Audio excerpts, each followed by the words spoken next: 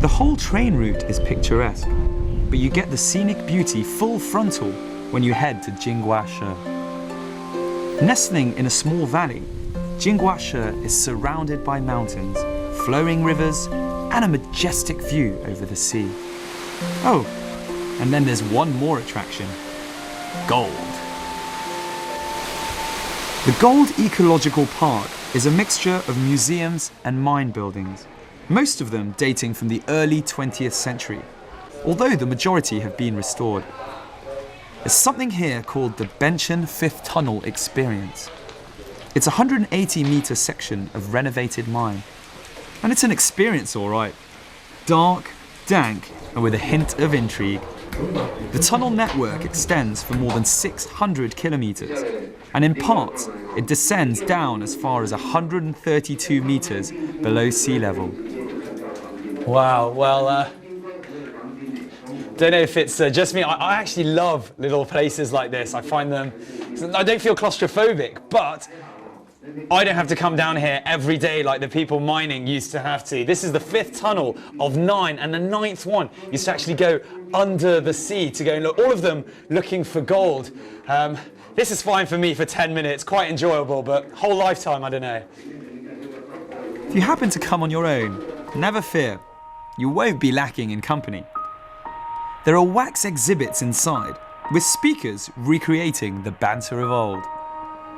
Do bring a jumper though, as it can get pretty nippy down there.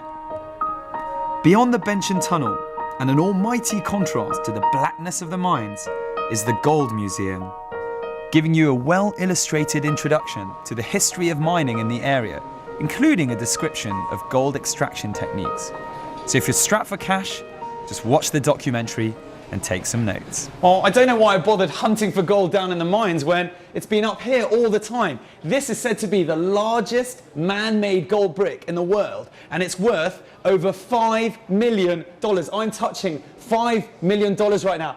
Come and give me a hand, come on. A quick 10-minute drive to the other side of the mountain, with the ocean keeping you company, you come to Jiufen, literally meaning 9 parts.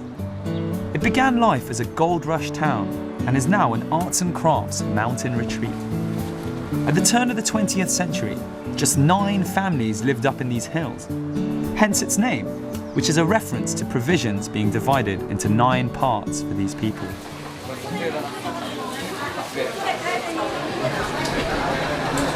We're on the old street in Jiufen, Laojie.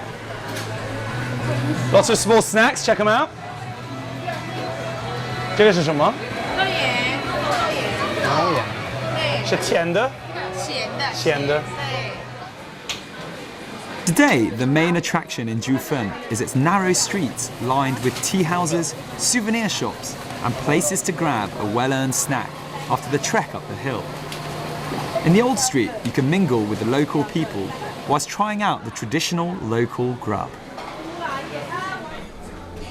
Apart from filling your stomachs, another imperative is to find a vantage point overlooking the sea.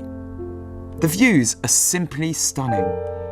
So it's no wonder Jiufen has become a popular movie location. The 1989 film City of Sadness, which was set here during the Japanese occupation, brought a flood of travellers out to the old village. They were in search of a way of life that had all but been swept away in the charge to modernisation. In this restaurant, the owner's parents made mining tools during the gold rush. Now, the children are making their money from the tourist rush.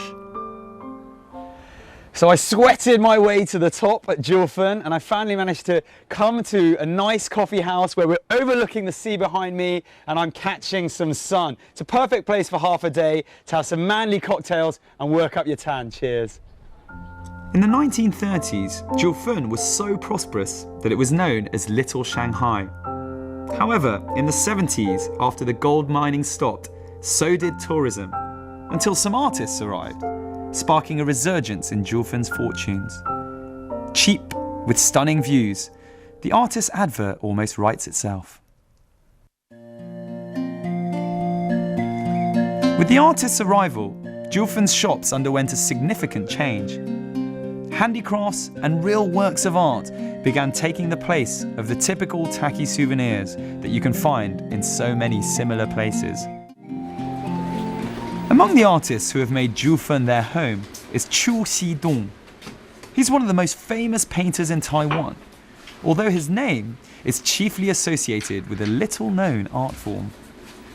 Asphalt isn't something you'd normally think of as an alternative to paint, but try telling that to Chu. It all started one day when he noticed how a newly tarred road glistened in the natural sunlight. Being an artist, he naturally wondered how asphalt would perform as a medium of expression.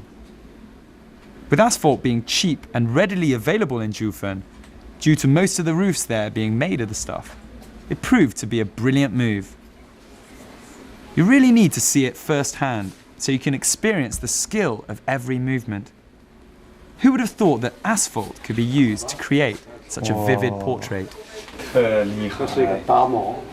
Oh, I mean, you've probably seen asphalt used for floor on the floor or used for roofs, but I'll tell you what, I have never seen it used to paint a picture like this. That is so impressive.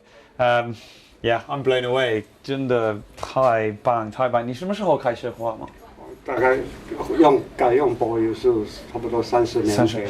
为什么？因为我认为说画画的材料太少，只有油画、水墨、水彩。所以如果说多一种材料，就多一条路嘛。